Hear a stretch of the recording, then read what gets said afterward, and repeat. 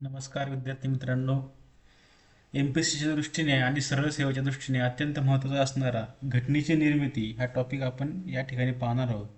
येणाऱ्या पोलीस भरतीमध्ये असो किंवा सरळ सेवा असो, एक मार्काचा प्रश्न हा या टॉपिकवर नेहमी फ्रेम होताना आपल्याला पाहायला मिळतो.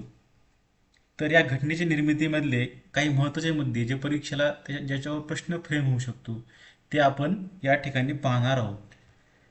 तर सुरू करूयात घटनेची निर्मिती.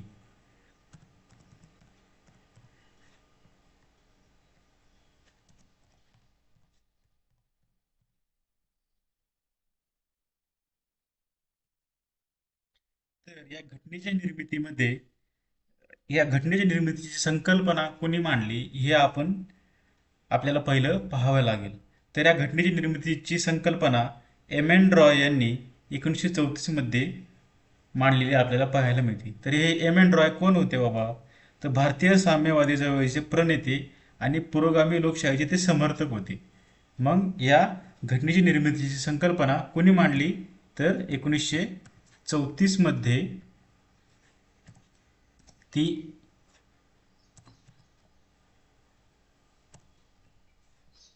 एम एन रॉय यांनी मांडली.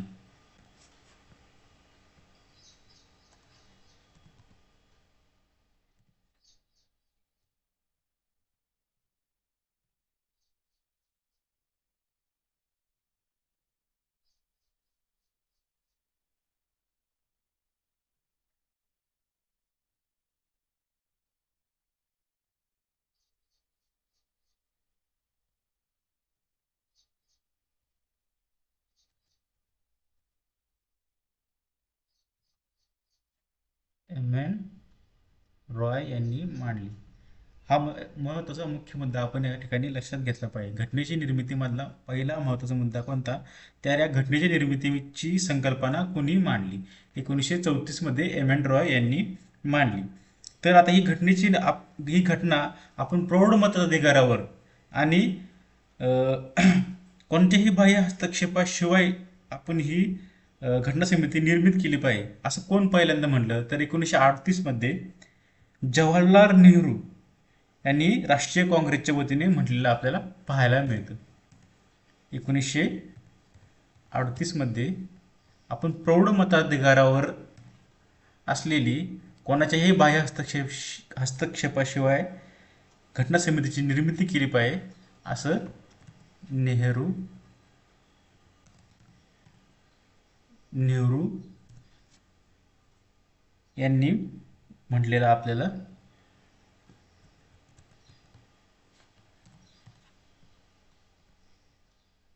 पाहायला मिळतं. आता तिसरा महत्त्वाचा मुद्दा कोणता? तर 1946 मध्ये कॅबिनेट मिशनच्या योजनेनुसार संविधान सभेची किंवा घटना समितीची स्थापना करण्यात आली. कधी करण्यात आली घटना समितीची स्थापना? 1946ला. 1946ला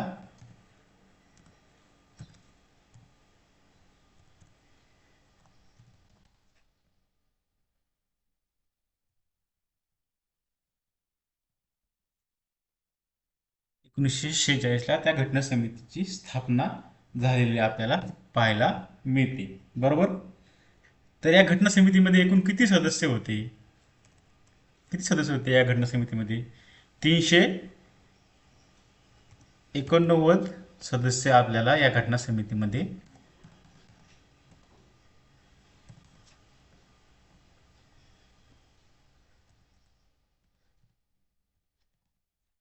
389 सदस्य या घटना समितीमध्ये आपल्याला पाहायला मिळतात. बरोबर.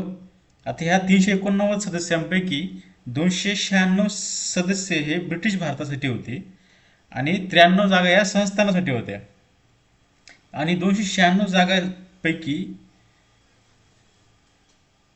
ह्या जागा 11 प्रांतांमधून भरायच्या होत्या. बरोबर. म्हणजे प्रत्येकी एक याप्रमाणे 4 जागा या 4 मुख्य आयुक्तांच्या प्रांतांमधून भरायच्या होत्या. हा एवढा महत्त्वाचा मुद्दा नाहीये. तर 389 सदस्य या घटना समितीमध्ये होते हे लक्षात आपण ठेवलं पाहिजे. बरोबर.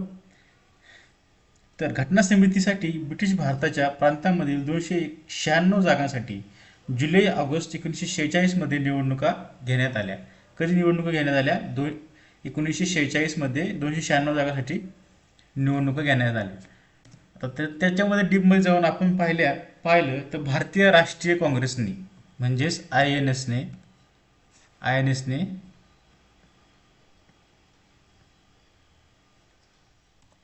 भारतीय राष्ट्रीय काँग्रेस इंडियन नॅशनल काँग्रेसने किती जागा जिंकल्या? तर 208 जागा त्यांनी या निवडणुकीमध्ये जिंकल्या. बरोबर, 208 जागा त्यांनी या निवडणुकीमध्ये जिंकलेल्या आपल्याला पाहायला मिळतात. तर मुस्लिम लीगनी 73 जागा जिंकल्या.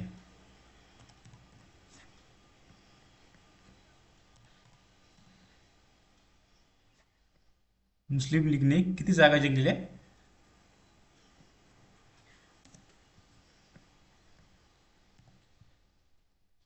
73 जागा त्यांनी जिंकल्या.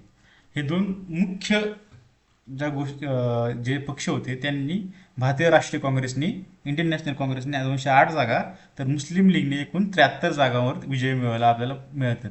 मग छोटे आणि अपक्ष मिळून 15 जागा मिळवल्या. परंतु संस्थानांनी काय केलं तर घटना समितीमध्ये भागच नाही घेतला. त्यामुळे त्या 93 जागा रिकाम्या राहिलेल्या आपल्याला पाहायला मिळतात. अपक्ष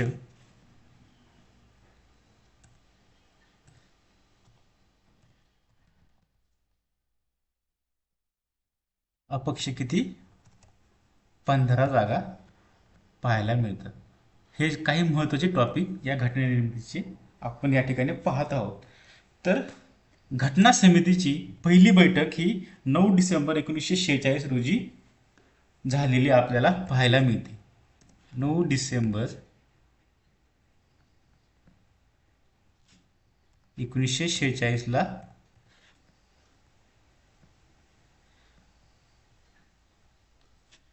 9 डिसेंबर 1946 ला घटना समितीची पहिली बैठक पाहायला मिळते. मुस्लिम लीगने या बैठकीवर बहिष्कार घातला होता. हे या ठिकाणी लक्षात घेणं गरजेचं आहे. आणि त्यांनी काय केलं तर वेगळ्या पाकिस्तान राष्ट्राचा त्यांनी आग्रह धरला. त्यामुळे बैठकीला फक्त 211 सदस्य उपस्थित होते. 211 सदस्य बैठकीला उपस्थित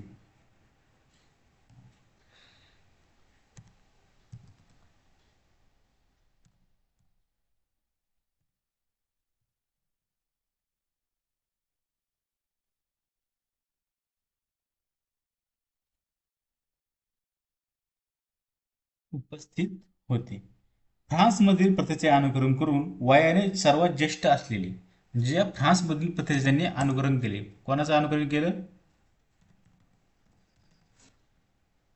या फ्रान्समधील प्रथेचे अनुकरण करून डॉक्टर सच्चिदानंद सिन्हा यांना सभेचे हंगामी अध्यक्ष म्हणून निवड करण्यात आली. कोण?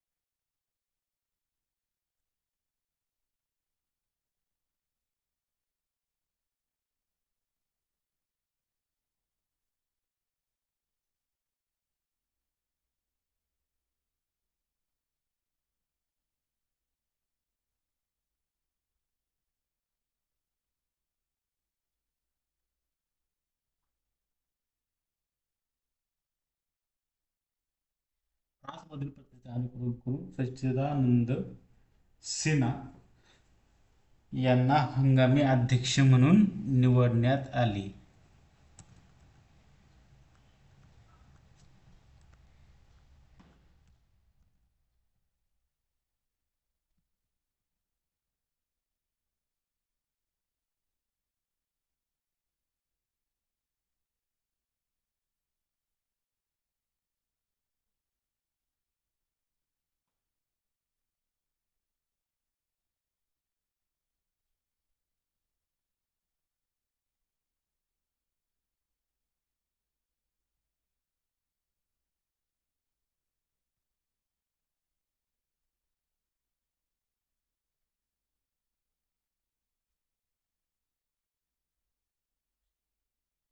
ते अनुकरण करून सच्चिदानंद सिन्हा हे हंगामी अध्यक्ष म्हणून निवडून आले. तर त्याच्या पुढच्या महत्त्वाची घटना की 11 डिसेंबर 1946 रोजी डॉक्टर राजेंद्र प्रसाद आणि एस सी मुखर्जी हे सभेचे अनुक्रमे अध्यक्ष व उपाध्यक्ष म्हणून निवडून आले. तर सर बी एन राव यांना घटनेचे घटनात्मक सल्लागार म्हणून नियुक्ती करण्यात आली. 11 डिसेंबरला काय झालं?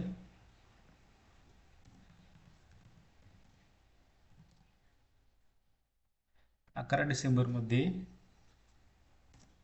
1946ला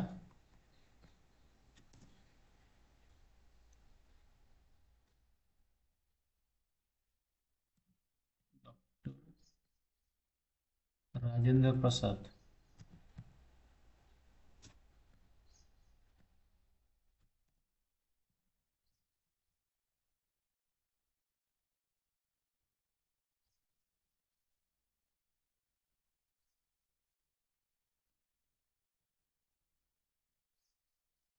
डॉक्टर राजेंद्र प्रसाद हे सभेचे अध्यक्ष.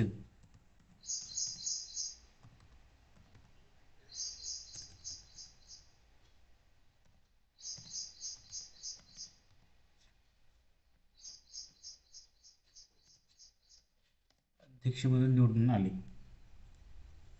तर एस सी मुखर्जी हे उपाध्यक्ष.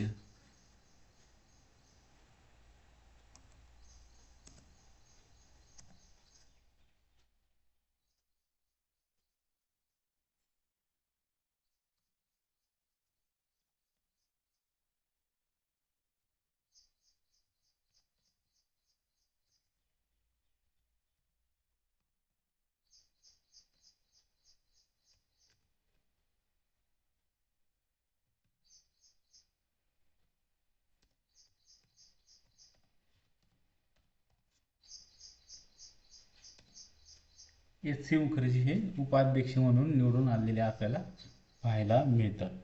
बरोबर. आणि सल्लागार कोण होतं घटनासमितीचे?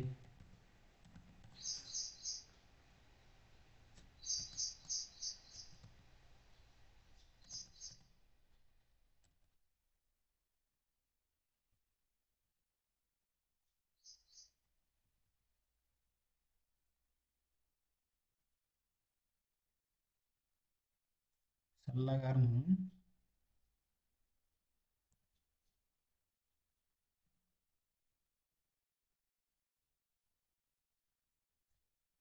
बी एन